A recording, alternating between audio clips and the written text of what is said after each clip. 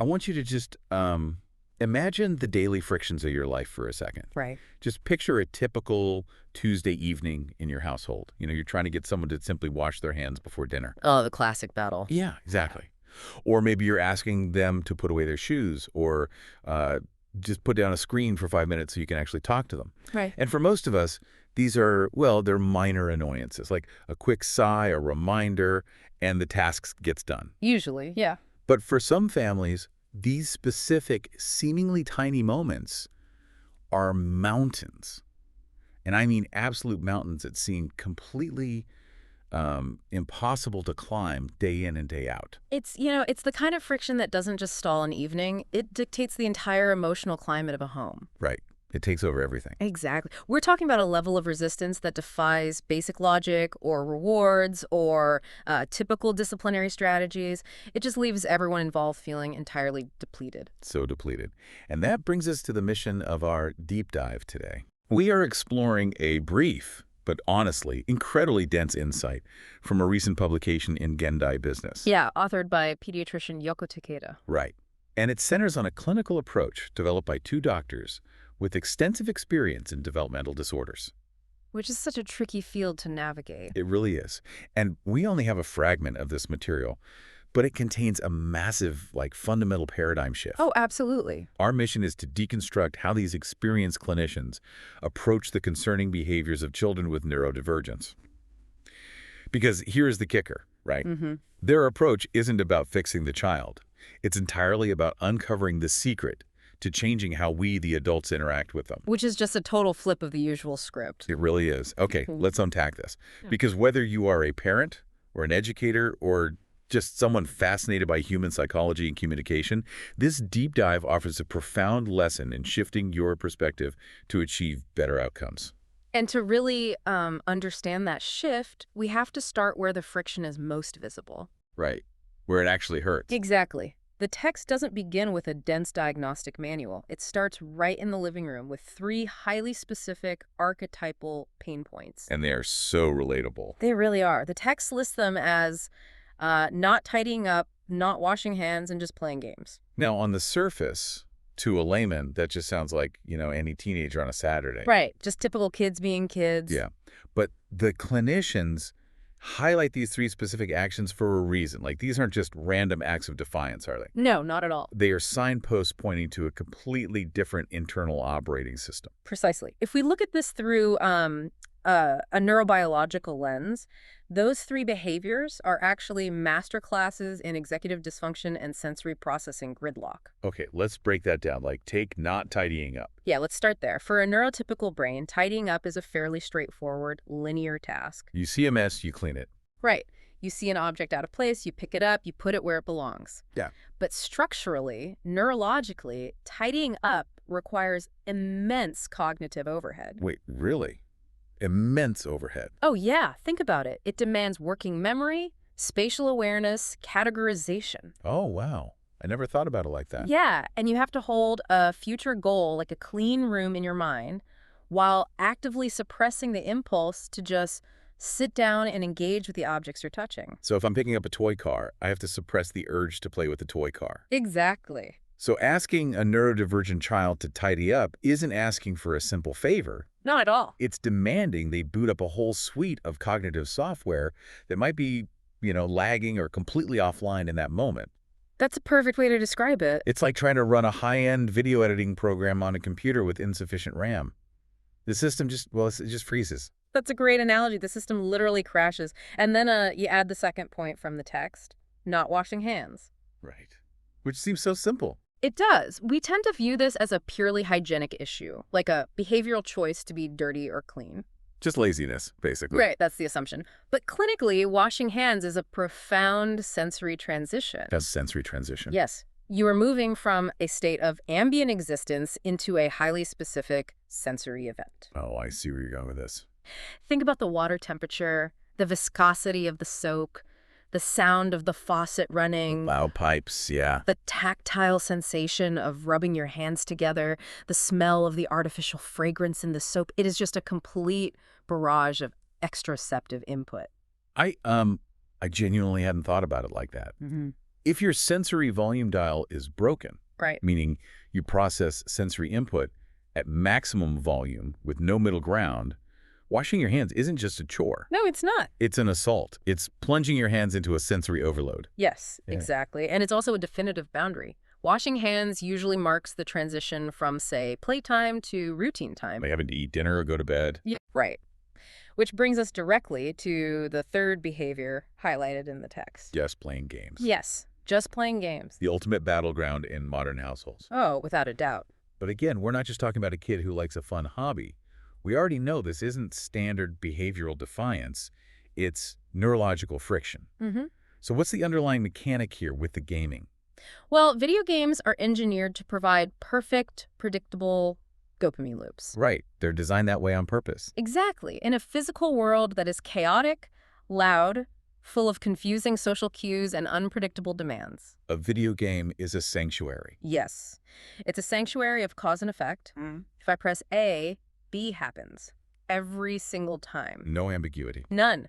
For a brain that struggles to filter external stimuli or predict social interactions, that screen is an anchor.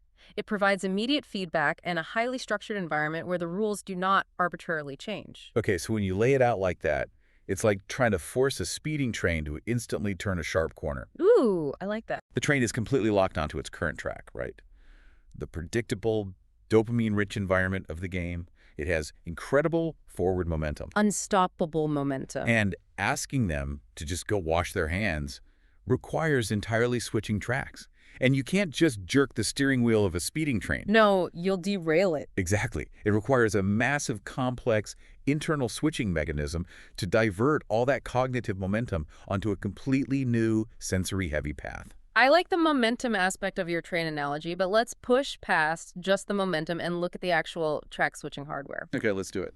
What's fascinating here is how the text draws a direct causal line from this specific neurological reality to those mundane household frustrations. Oh, so It explicitly says these children can't calm down, they cannot suppress obsessions, and they cannot switch feelings. wait, it actually uses the word cannot. Yes. It doesn't say will not, it says cannot. Wow. That phrase, cannot switch feelings, really jumps out. Mm. Because it's fundamentally different from saying they can't switch tasks. It's an emotional lock. It is the absolute crux of the issue. In clinical terms, we are talking about cognitive set shifting. Cognitive set shifting, okay. Yeah, it's the ability to unconsciously and fluidly move your attention from one set of rules or expectations to another. Which most of us take for granted. Completely. And when the text uses the word obsessions regarding the game, it's not using it casually. Like how people say they're obsessed with a new TV show. Right, it's not that. In a neurodivergent context, an obsession or a hyperfixation is a state of profound physiological regulation. Wait, so the obsession is actually regulating their body. Yes. Their nervous system has finally found equilibrium within the parameters of that game. So they are basically self-medicating their chaotic internal state through the predictability of the screen. Exactly. That is exactly what they're doing. Wow. So when an adult walks into the room and demands they stop playing and go wash their hands, the adult isn't just asking them to stop a hobby. You're ripping away their medicine. Yes. The adult is demanding that they shatter their regulatory anchor, abandon their dopamine homeostasis, and instantly adopt a new emotional state to perform a high-sensory, high-executive function task. Which is impossible if this switching mechanism is broken. Right. If the neurological mechanism required to switch feelings is impaired, the child is essentially trapped. Trapped in their own head. Their physical body is in the room with the adult, but their nervous system is still deeply embedded in the previous activity. The brakes aren't just failing. They literally aren't connected to the pedal the adult is trying to press. That's a terrifying It feeling. has to be. And this perfectly explains the first part of the text's description, right? That they can't calm down. Mm-hmm. If you are trapped in that state of hyperfocus, and a giant external force like an angry adult is suddenly demanding you execute a complex transition that your brain lacks the immediate hardware to process, You panic. the result is extreme internal dysregulation. You go straight into fight or flight. You melt down, or you dig your heels in deeper, because doubling down on the game is the only thing that feels safe in that moment. And unfortunately, the typical adult response to that dysregulation is to escalate the demand. We yell. We repeat the instruction louder. We add a consequence. We threaten to take the game away. Right.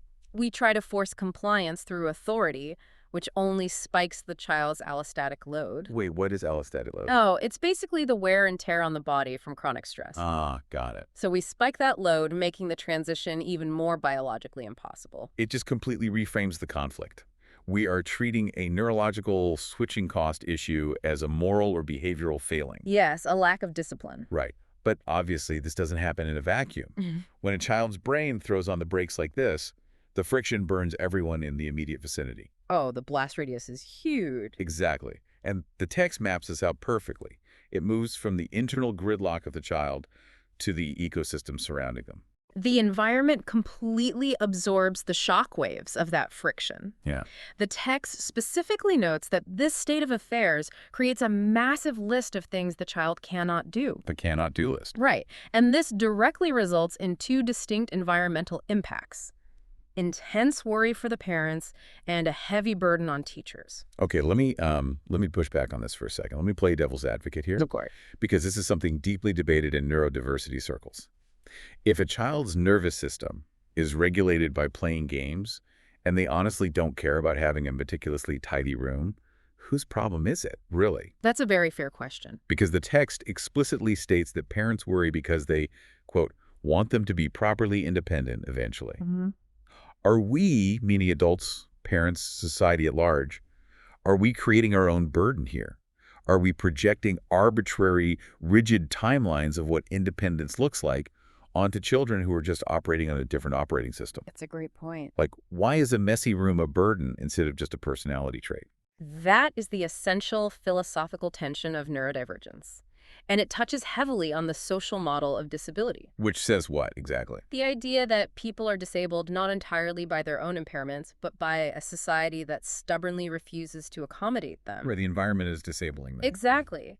However, if we connect this to the bigger picture, we have to look really closely at the reality the text is grappling with. Okay. It doesn't dismiss the adults as being rigid dictators enforcing arbitrary rules. It heavily validates their worry. So you're saying the parents' fear isn't just about societal conformity. It's not just about keeping up appearances. No, it's deeper than that. It's an evolutionary terror. Evolutionary terror. Wow. While we can intellectually argue that a messy room today is just an annoyance, the inability to manage one's physical space or maintain basic hygiene or transition away from a hyperfixation, Right.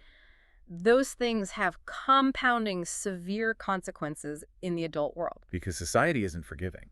Exactly. The parents aren't stressed because the house isn't ready for a magazine cover. They are stressed because society, for better or worse, operates on shared, inflexible systems of time management and sensory tolerance. The stakes get exponentially higher as they age. Absolutely. Like, a 6-year-old refusing to wash their hands is frustrating. A 26-year-old who cannot transition their emotional state away from a screen to go to a job interview, Right. or who cannot manage their physical environment to a degree that it actually impacts their physical health, that's not a quirk. That is a crisis of survival. Exactly. The cannot do list isn't a list of minor personality quirks. It's a systemic bottleneck to true autonomy. The parents are looking at the refusal to wash hands today, and they are fast-forwarding the tape. They are terrified of a future where they are no longer around to manage these transitions for their child. That is so heavy. It is a crushing weight. And the text extends this empathy to the teachers, too. Right, because the teacher isn't just managing one child's neurological transitions. Yeah. They were managing 30 varying nervous systems simultaneously. A classroom is a hyper-structured environment. It requires constant, synchronized emotional switching from every single kid in the room. Stop reading, line up for recess. Exactly. Yeah. Stop playing, sit down for math. If a child cannot switch feelings, the teacher has to dedicate a totally disproportionate amount of their own executive function to manually dragging that child's attention from one state to the next. And doing that 30 times a day. It leads to systemic burnout for the educator and persistent alienation for the child. A tragic gridlock. Everyone in this triangle is operating from a place of profound distress. Complete distress. The child is dysregulated and overwhelmed by demands they simply can't meet. The parents are paralyzed by this futuristic anxiety about their child's survival, and the teachers are crushed by the immediate practical burden of classroom management. And the common denominator is that everyone is entirely fixated on the cannot-do list. Yeah. The child cannot tidy up, the child cannot transition, the child cannot stop the game. And as long as the focus remains fixed on the cannot do as a deficit of the child's willpower, the gridlock is permanent. It just loops forever. The adults try to force the transition, the child's neurological barriers prevent it, the frustration erupts, the relationship fractures, and the cycle repeats the very next day. Which brings us to the actual solution. Finally, some good news. Right. Because the clinicians in this text don't just diagnose the gridlock and leave us hanging there. They actually provide a mechanism for breaking it. And this is the core of their work. Here's where it gets really interesting.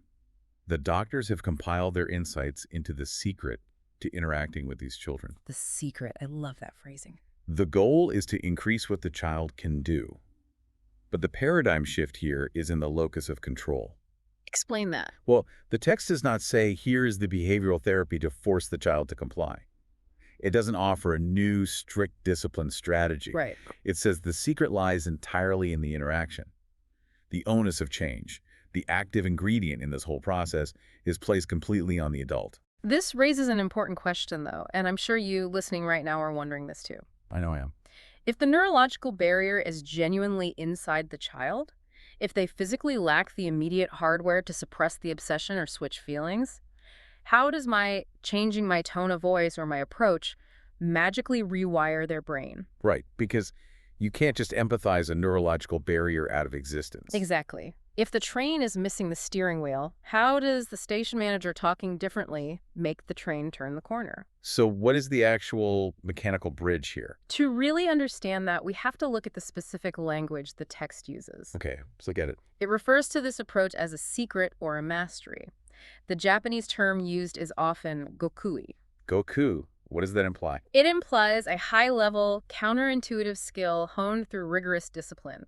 It implies that the correct way to handle this is the exact opposite of our natural human instinct. Oh, wow. So our natural instinct at 6 p.m. on a Tuesday, when the kids won't wash their hands, is to yell or nag or use logic or threaten a consequence.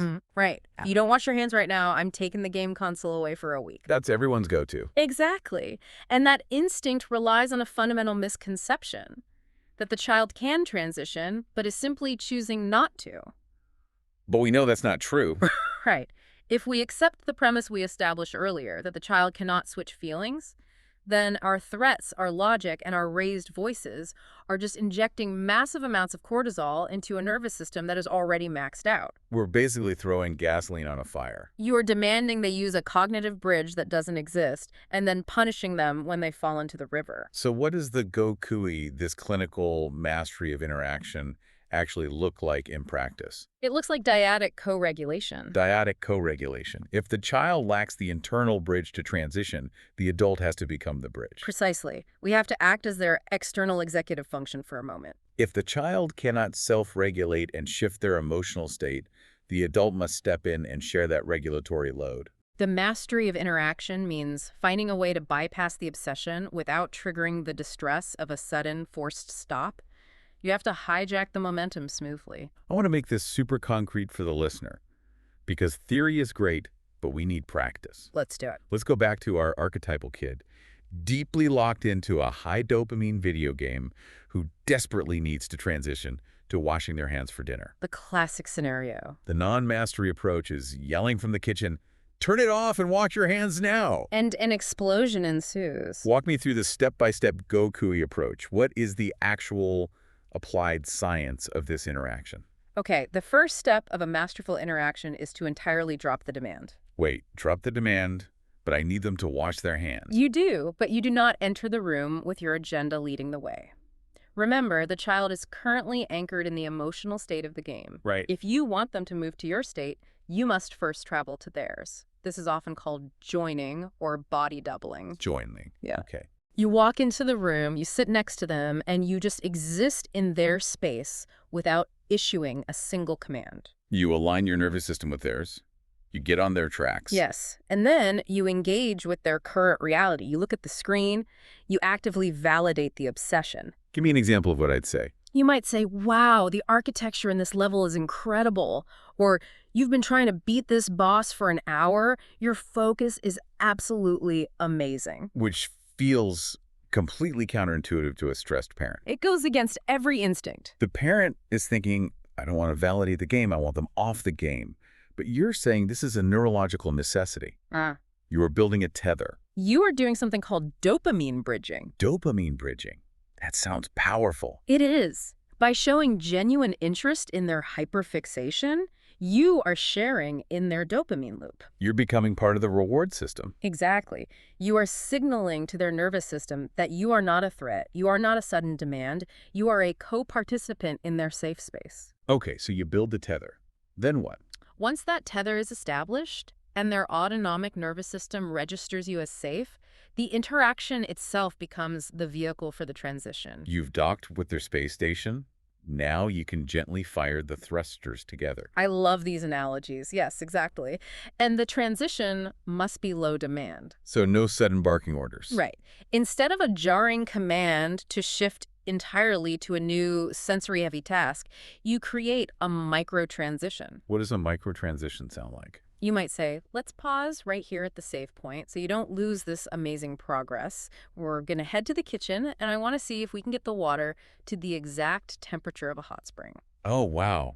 You change the destination from a chore washing hands to a sensory experiment. Yes, you are doing the emotional track switching for them externally, mapping it out step by step until they build the neurological pathways to do it themselves over time. And look at what just happened. By changing the interaction, by joining, bridging, and guiding rather than commanding and threatening, you have taken a cannot do washing hands without a meltdown and turned it into a can do. It's magical, but it's science. You didn't cure their neurodivergence. You didn't fix their brain. You altered the environment, specifically your behavioral input, to accommodate their processing style. Exactly. So what does this all mean? It means everything. When we boil down this profoundly dense insight from the source material, it represents a total demolition of the traditional compliance model of raising and teaching children. It really does. It shifts us entirely to a relational model. Break down the difference between those two models. The compliance model demands that the child morph their nervous system to fit the convenience of the adult's schedule, and it frames failure as disobedience. It's rigid. Very. The relational model, which is the heart of this clinical secret, acknowledges the child's neurological reality. It deals with what's actually in front of you. Right. It says, you are struggling to transition because your brain is currently locked. How can I modulate my interaction with you to help you unlock? It's incredibly empowering. It really is. Because when you are stuck in that worry and burden phase the text described earlier, you feel entirely helpless. You feel like a failure. The parent feels helpless because they cannot physically reach into their child's brain and force the gears to turn. The teacher feels helpless. And the child feels helpless too. Right. But if the key to unlocking the child's potential lies in your interaction, you instantly regain agency as the adult. You have a tool now. You aren't just sitting around waiting for the child to magically mature and become properly independent. You are actively building the scaffolding for that independence, interaction by interaction, day by day. It's empowering, yes. But we have to acknowledge that it also requires an immense amount of ego death from the adult. Ego death, that's a strong phrase. It is, but it's accurate. It requires you to put aside your own timeline, your own exhaustion at the end of the day, your own societal conditioning about what respect and obedience look like. Because it doesn't look like immediate compliance. No, it doesn't. And you have to truly see the internal reality of a child who literally cannot calm down. It requires you to regulate your own nervous system before you can ever hope to regulate theirs. Which is so hard when you're stressed. It's incredibly hard. That is an act of profound clinical grace and, frankly, human grace. It really is. It extracts all the toxic blame from the equation. That's the most beautiful part. It's not the child's fault. They lack the immediate hardware to switch feelings. And it's not the parent's fault. They are terrified about their child surviving in a world that is deeply unforgiving to neurodivergence. No one is the villain here. It's just a misaligned interaction. And the beautiful thing about interactions is that they can be learned, they can be analyzed, adjusted, and mastered. Which is exactly why these clinicians focus on it so heavily. A diagnosis on a piece of paper doesn't help a parent on a Tuesday night when dinner is getting cold. Right. The paper doesn't wash the hands. Understanding the neurological why is the foundation, but the applied science of the interaction is the actual bridge to a livable, thriving life. So, to recap the incredible journey we just took from this small fragment of text, It was quite a journey. we started with those everyday, deeply relatable household frictions, the refusal to tidy up, the battles over dirty hands, the massive gravitational pull of the video games. We've all been there. We pushed past the surface behavior and looked under the hood, uncovering the severe neurological realities of executive dysfunction, sensory overload, and the sheer biological inability to switch emotional states. We validated the immense, heavy stress on the ecosystem, the parents and teachers who are just desperately longing for this child to achieve autonomy in a rigid society. And finally, we landed on the clinician's paradigm shift. The go at Yes. Bypassing the impossible demand for immediate compliance and instead utilizing the secret of dyadic co-regulation, altering the adult's method of interaction to serve as the external bridge for the child's internal barriers. It's an absolute masterclass in shifting perspective. And I want to point out to you listening right now, even though this text is specifically grounded in the clinical realities of developmental disorders, the core philosophy here is universally applicable. Oh, without a doubt. The idea that a change in our approach, a change in how we modulate our own nervous systems, can unlock someone else's potential. That is the bedrock of deep human empathy. It's a framework that translates absolutely anywhere. Give me some examples of where else this applies. Well, it applies to managing a team in the workplace where an employee is stuck on a project and shutting down. You can't just yell at them to finish it. Right. It applies to resolving a conflict in a marriage where both partners are entrenched in their own emotional states and fight-or-flight responses. You have to join and bridge. It applies to any scenario where two different nervous systems are trying to navigate a shared objective. You can't force the other person to change tracks, but you can change how you build the bridge. Absolutely. So, as we wrap up this deep dive, I want to leave you with a final lingering thought. Something to take with them. A little something to mull over the next time you find yourself hitting a wall of frustration. The next time you encounter someone, a child, a colleague, a partner, or a loved one, who seemingly refuses to do something simple. Before you react. Right, before you react, before you escalate the demand, stop and ask yourself, are they actually refusing or are they stuck? Such an important distinction. Do they lack the internal hardware to make this transition right now? And instead of asking how you can force them to comply, what is the secret interaction you can change in yourself to become the bridge they need to succeed? That's the real question. Think about that the next time you feel the friction. And remember that true mastery isn't about controlling someone else's behavior. It's about mastering your own interaction.